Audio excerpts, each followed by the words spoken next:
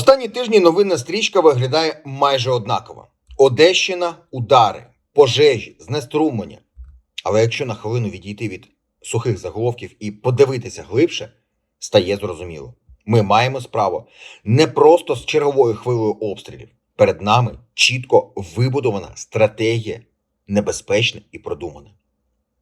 Це вже не тільки про залякування цивільних і не лише про терор мирних міст. Йдеться про спробу фізично відрізати цілий регіон України, південь Одещини, Бессарабію від решти країни. Без стабільного світла, без нормального теплопостачання, без безпечного сполучення і, що найважливіше, з перекриттям ключових логістичних маршрутів з Європи. Сьогодні ми детально розберемо, що саме відбувається на півдні області, чому удари по мостах – це не випадковість і до чого насправді намагається привести ворог. А перед початком, друзі, коротко скажу важливе. Підпишіться на канал Newsroom, якщо ще не підписані. Поставте вподобайку цьому відео. Це реально допомагає поширювати правдиву інформацію. І напишіть, будь ласка, в коментарях, звідки ви нас дивитесь? Місто, населений пункт або ж країна. Ми уважно читаємо ваші відповіді і за можливості намагаємося відповісти кожному. Тепер по суті. Почалося все з удару, який на кілька діб фактично зупинив життя в Одесі. У ніч на 13 грудня росіяни завдали масовані атаки по енергетичній інфраструктурі міста. Одеса – мільйонник, одночасно втратила електрику, воду, тепло, зв'язок і нормальну роботу транспорту. Місто занурилося у темряву, де тишу замінили звуки генераторів. Енергетики буквально відновлювали систему з уламків. І, важливо розуміти, це був не черговий обстріл. Це була спроба вибити основу життєзабезпечення мегаполіса. Але Одеса – лише вершина цієї трагічної історії. Найболючіші події відбувалися трохи південніше, у Бессарабії або ж в Буджаку. Це регіон, який географічно і так є вразливим. Він межує з Румунією та Молдовою і фактично тримається на зв'язку з рештою області завдяки кільком критично важливим переправам. По суті, це два головні нерви – мости через Дністровський лиман і Дністер. І саме вони стали головними мішенями. Після ударів по енергетиці атаки переключилися на логістику. Зокрема, на міст біля Маяків, який залишався останньою повноцінною транспортною артерією. Удари йшли не хаотично. Дрони заходили серіями, били точно по прольотах. Це була методична робота на знищення. За оцінками фахівців з радіоелектронної боротьби, зокрема Сергія Безкреснова, ворог застосовує дрони з елементами онлайн-корекції та комбінує їх з ракетами для максимального ефекту.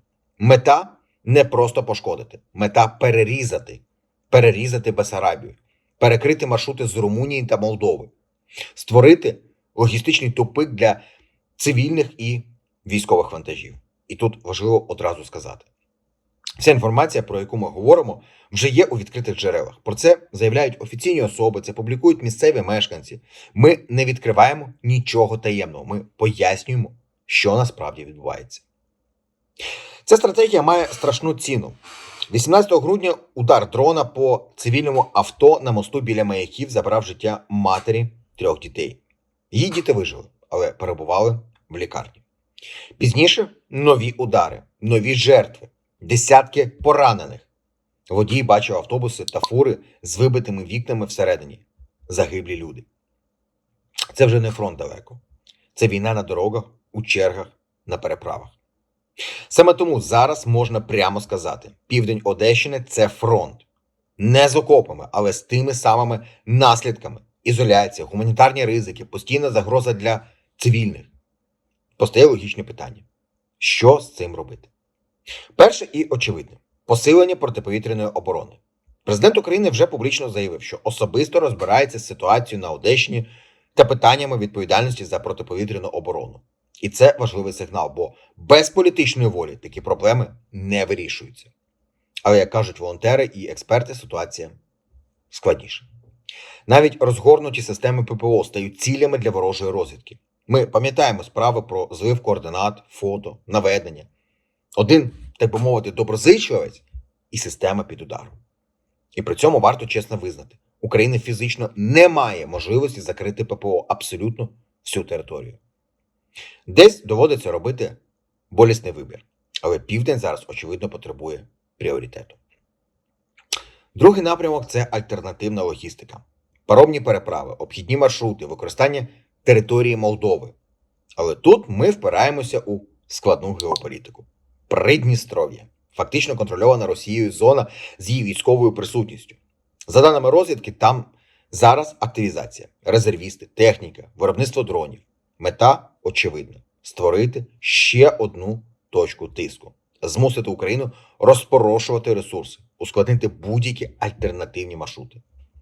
Експерти тут не мають, насправді, єдиної думки. Одні говорять про необхідність жорсткої ізоляції Придністров'я, інші попереджають, будь-які різкі кроки можуть коштувати Україні міжнародної підтримки. Тому наразі основний шлях – дипломатія і переговори, про які вже заявляє уряд.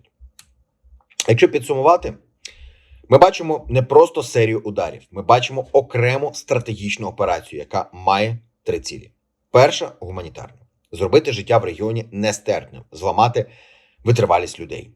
Друга – економічна.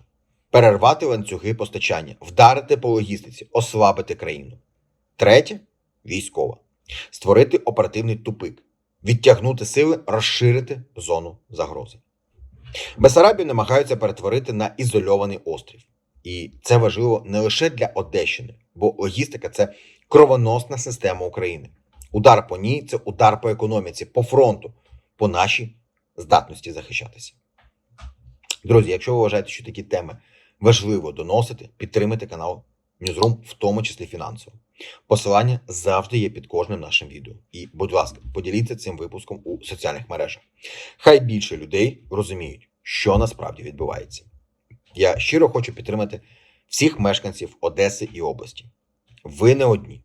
Ми будемо і надалі говорити про цю тему і тримати її в центрі уваги. Я дякую, що додивилися це відео до кінця. Підписуйтесь на Newsroom, бережіть себе і до наступної зустрічі. Ну а завершую відео вже за традицією, фразою, яку приписують легендарному діду Панасу. От така фігня, малятка, любі хлопчики і дівчатка. Я щиро дякую всім вам за довіру нашому каналу. Не забудьте поставити вподобайку цьому відео, підписатися на наш канал, якщо ще не підписані, ну і підтримати нас копійчиною. Якщо вам не складно, ми були б дуже вдячні за поширення наших відео у соціальних мережах. Ну і традиційно. Слава Україні! Слава силам оборони! І пам'ятайте, що принесло вчора. Живіть сьогоденням і вірте в майбутнє. Своє, своїх близьких, рідних і України. Нехай щастить, бережіть себе і побачимось, як завжди тут, на каналі Newsroom. Завжди ваш Віктор Смирнов.